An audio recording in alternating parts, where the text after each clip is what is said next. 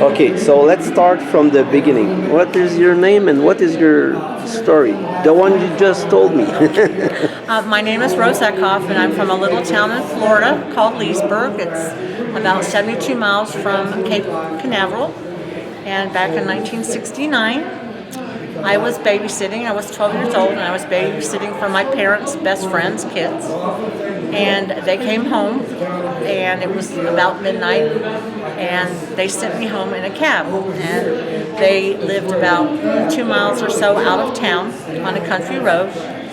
So we're going down the road, and it's a dirt and gravel road, and all of a sudden the cab stops. And I, being 12 years old, was thinking the worst, that I was going to be murdered or something horrible. But the cab driver's yelling that something's made his cab stop. And on the radio, all you could get was static. And then he says, "Oh my God, look out there." And I looked the way he was pointing, and there was a cow pasture on the right-hand side of the car. And hovering above the cow pasture was a UFO. It was a round silver metallic disc with a little dome on the top, and it had colored lights going off and on around the perimeter. I do not remember the colors. And the thing that I remember the most is that it didn't move at all, and it didn't make any noise whatsoever, which I thought was really creepy. And I rolled down the window to the back of the cab, hung myself out of the cab trying to get a closer look, because when you're 12 you're curious. And I remember the cab driver grabbing me by the back of my pants and making me come in to the cab, roll up the window and lock the door, like he thought that was going to save us or something.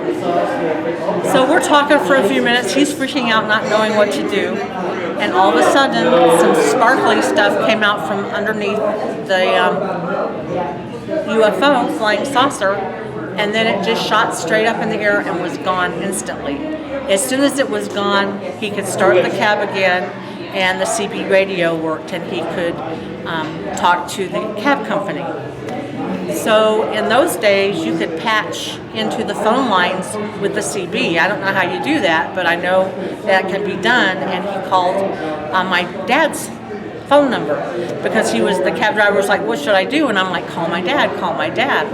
So I called my dad, and I told my dad what happened, and I had done some schoolwork, a project on the civil defense for my class, and I still had the brochures in my bedroom.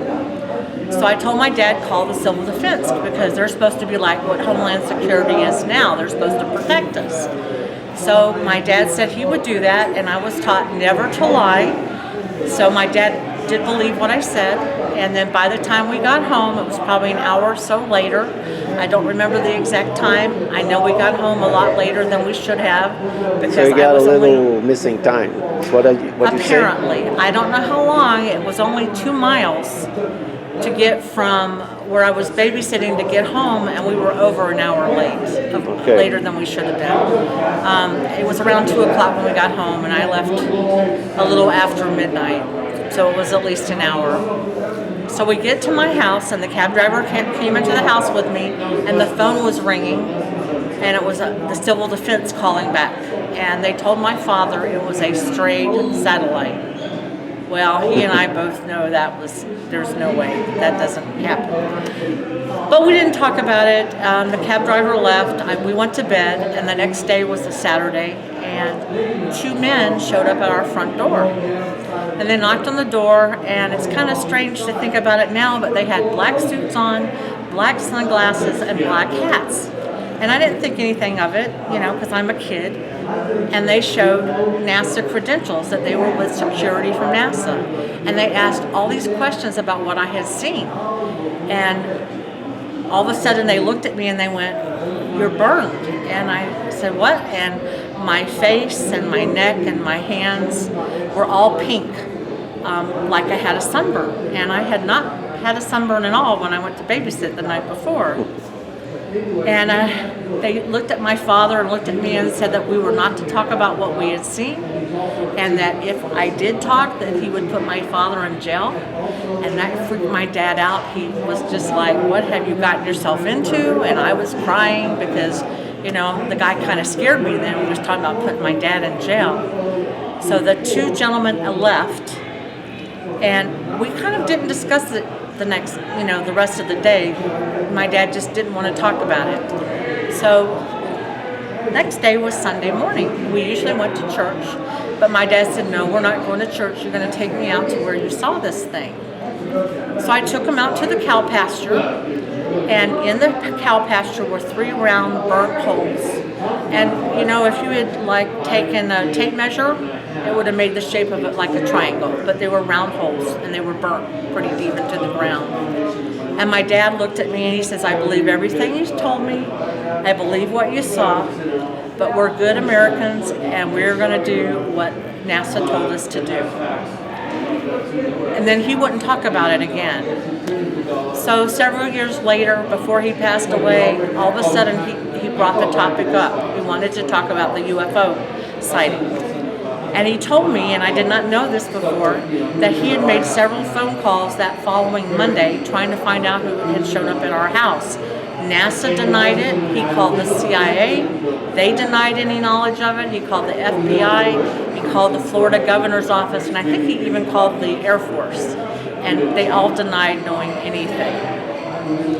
I do wish that at 12 years old I had written everything down, because I'm sure there's things I don't remember that maybe happened, or I could have put more, details in the puzzle. But I don't have the luxury of, being able to say anything but the basics that I remember. Did you have any dreams related? No dreams. Okay. No dreams. The closet door always had to be closed, and I always checked under my bed, and the windows had to be locked every night. But that was it. I don't remember anything else. Did you have any kids?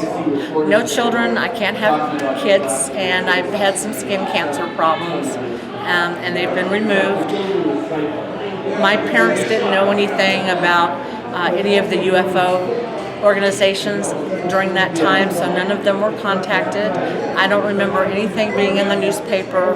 I was not taken to the doctor to be checked out or anything like that, because my dad, figured, well, you went out and got burned and don't remember it or something.